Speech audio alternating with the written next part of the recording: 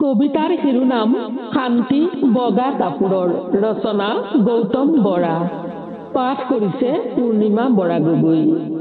সূৰুজৰ ৰঙা চাদৰৰ আঁচলেৰে আৱৰি আছিল মোৰ দেহ, মাৰ হিয়াৰ আমঠু, দেউতাৰ পখিলীজনী।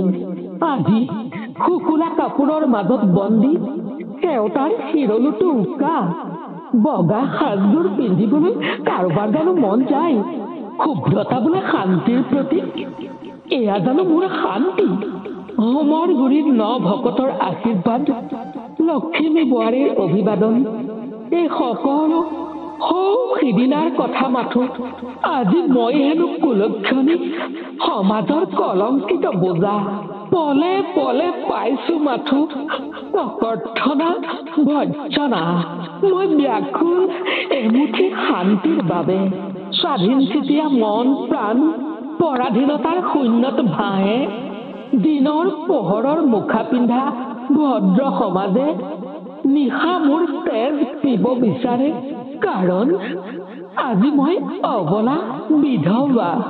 শান্তি বিচাৰি জীৱন যুঁজি মই ভাগৰি পৰিছো। আন্ধাৰবোৰে মোক খেদি খেদি শুব নিদিয়ে, তিক্ততাৰ জীয়া জুইত জ্বলি জ্বলি অৰ্ধদগ্ধ মই। আৰু আজি শুভ্ৰ এখনি কাপোৰেৰে হঠাৎ কোনোবাই মোৰ সৰ্ব শৰীৰ ঢাকি দিলে।